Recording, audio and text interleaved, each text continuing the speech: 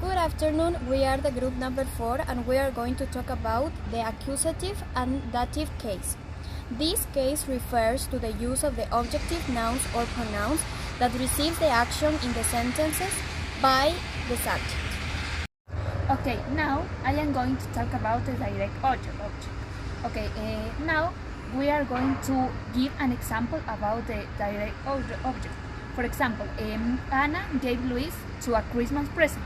In this case, as you can see, the direct object is Christmas present because respond the question what Anna gave Luis. Anna gave Luis a Christmas present. Okay, it's all about the direct object.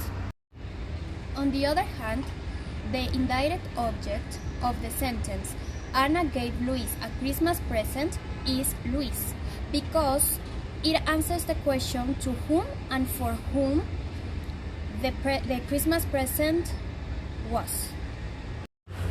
In order to convert the indirect object to oblique object, we have to end the preposition to. The oblique object is also known as object of a preposition, so the sentences would be Anna gave a Christmas present to Luis. We have a second example. The second example is, my grandmother knitted a scarf for my daughter. In this example, we can find that the subject is my grandmother because it's the doer of the action. The action is knitted. A scarf is the direct object because it's the one or the object that was knitted. It answers the question, what was knitted? And finally, the oblique object is for my daughter because it's the object of a preposition. In this case, it answers the question to whom or for whom the scarf was knitted.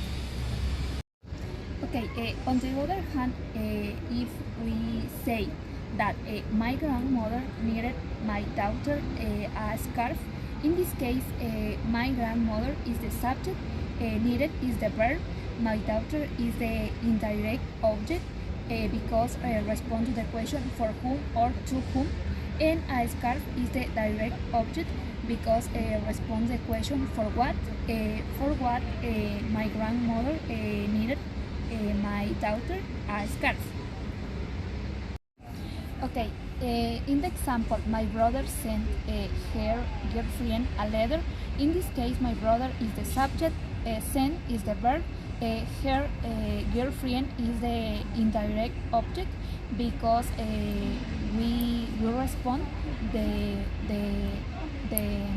question for whom or to whom, in this case girlfriend, and a letter is the direct object because respond the question what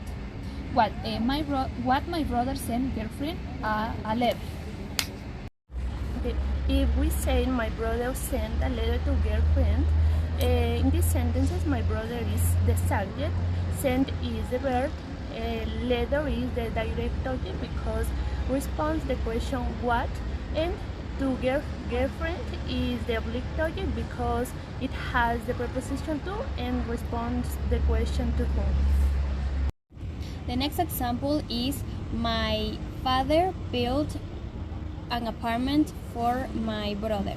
In that example, we have that the subject is my father, built is the action,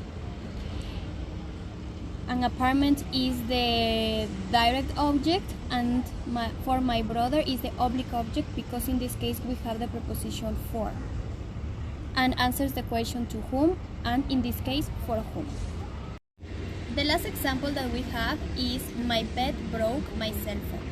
In this sentence, we can say that the subject of this sentence is my pet because it's the doer of the action. Broke, in this case, is the action. It's a verb. And my cell phone is the direct object because it's the one that is affected by the action made by my pet, that in this case is the subject. Remember that the direct object is the word or phrase that receives the action of the verb in a sentence.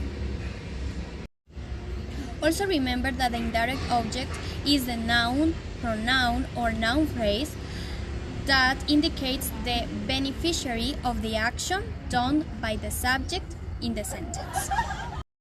So, finally, oblique object refers to a grammatical case that indicates various relationships between nouns, pronouns, and other words in a sentence.